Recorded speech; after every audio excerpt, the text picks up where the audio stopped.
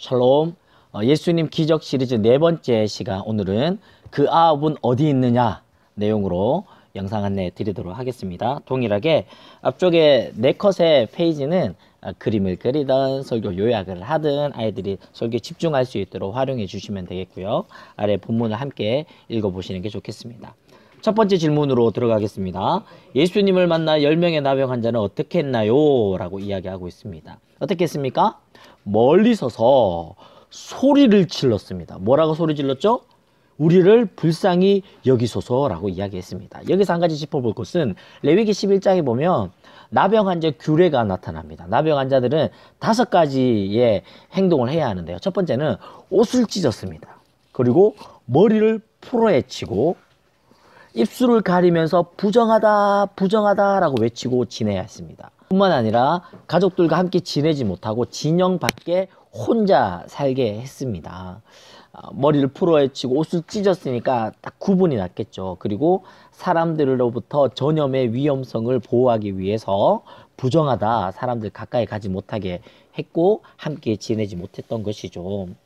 멀리 서서 불쌍히 여기소서라는 그들의 외침은 예수님에 대한 소문을 들었던 것 같아요. 그 소문을 듣고 예수님은 자신들의 병을 고칠 수 있는 분으로 인정하고 예수님께 자신들의 연약함을 드러내며 고쳐달라고 간절히 외쳤던 것 같습니다. 두 번째로 예수님의 말씀과 결과는 어떠했습니까? 예수님이 어떻게 하셨습니까? 저들을 불러다가 한 명 한 명 안아주고 안수기도 해주시며 병을 낫게 하신 것이 아닙니다. 예수님이 하신 것은 제사장에게 가서 너희 몸을 보이라 라고 말씀했습니다. 피부병, 나병은 율법의 제사장만이 그 병을 온도하고 그 병이 치료받았다는 것을 확진할 수 있었습니다. 그렇기 때문에 예수님이 제사장에게 가서 너희 몸을 보이라 라고 이야기했죠. 쉽지 않습니다. 병이 나았다면 나은 피부를 가지고 제사장에게 당당히 갈 수 있었겠지만 여전히 피부병은 낫지 않은 상황입니다. 언제 치료받았습니까? 그들이 예수님의 말씀에 순종하고 제사장에게 몸을 보이러 갈 때, 그 가는 길에, 그 도중에 치료받게 된 것입니다. 쉽지 않습니다. 게다가 그들은 아까 이야기했다시피 부정하다라며 입을 가리며 사람들과 격리되어 지내야 하는데 제사장이 있는 그 마을로 들어갔을 때에 사람들로부터 돌을 맞을 수도 있고 수치를 당할 수 있는 어려움이 있었기 때문입니다. 그럼에도 불구하고 그들은 예수님이 하신 그 말씀에 순종하며 제사장에게 나아갈 때 치료를 받은 것입니다. 세 번째, 고침받은 나병 환자들의 반응과 예수님의 질문은 무엇입니까? 나병 환자 한 사람이 큰 소리로 하나님께 영광 돌리고 돌아와 예수의 발 아래 엎드려 감사했습니다. 예수님의 말씀 무엇입니까? 그 아홉은 어디 있느냐 라고 이야기하고 계시죠. 예수님이 너희들이 제사장에게 몸을 보이고 난 다음에 완치되거들라 나한테 와서 감사해 라고 말씀하지 않았습니다. 나한테 와서 헌금해, 나한테 와서 충성해, 이 말씀을 했다면 10명 다 돌아왔겠죠. 근데 예수님이 그 말씀을 하지 않으셨거든요. 그런데 한 사람만 돌아왔을 때 예수님 반응 무엇입니까? 그 아홉은 어디 있느냐라고 찾으셨습니다. 그것이 무엇일까요? 9명을 책망하는 목소리 같지는 않습니다. 오히려 돌아온 그 한 명을 칭찬하면서 돌아오지 않은 9명에 대한 안타까운 마음이 있었던 것 같아요. 우리가 예수님을 만나면 치료가 일어납니다. 예수님을 만나면 우리의 절망이 희망으로 바뀝니다. 예수님 만나면 우리의 연약함이 샘을 얻습니다. 그런데 예수님께 돌아와 감사를 표현했던 그에게는 어떤 일이 벌어집니까? 구원이 있는 거예요. 구원이. 더 큰 축복이 있는 것입니다. 우리가 감사할 때 주님께 나와 그 감사를 표현할 수 있을 때 더 큰 축복과 구원을 선물로 받을 수 있는 것입니다. 마지막 삶으로 적용할 것은 한 가지 질문인데요. 나는 9인가 하나인가? 내게 있는 것으로 감사해 봅시다. 내가 가진 것, 하나님께 받은 것, 그때 감사 목록을 한번 써보는 거예요. 어떤 게 있을까요?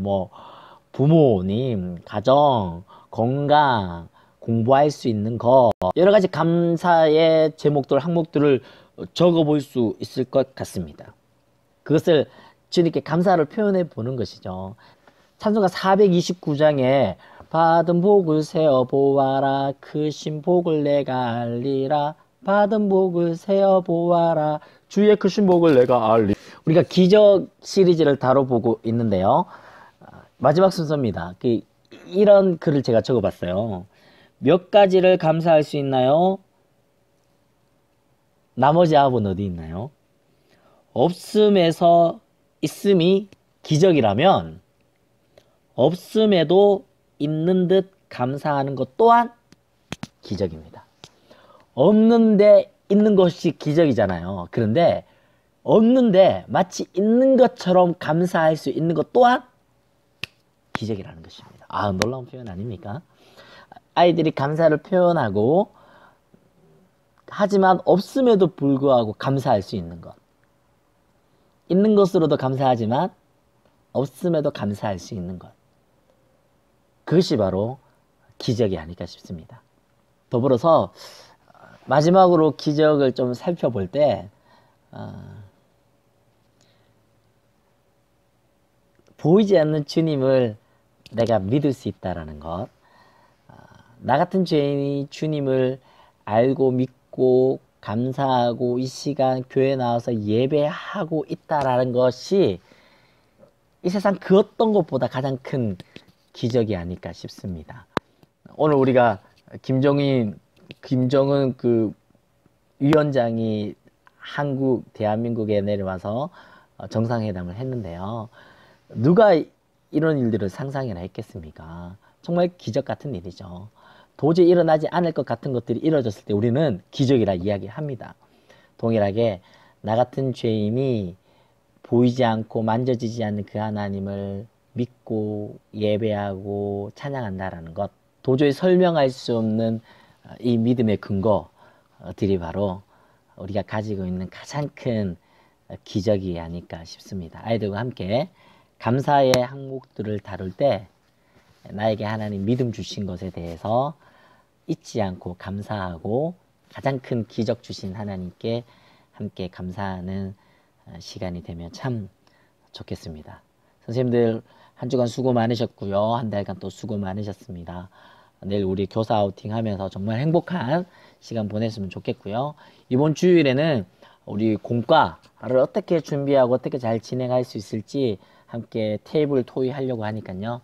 모두들 꼭 시간 내셔서 함께 4월 마지막 전체 교사 모임 때 참 유익한 시간이 되었으면 좋겠습니다. 너무너무 고맙고 사랑하고 감사하고 존경합니다. 샬롬.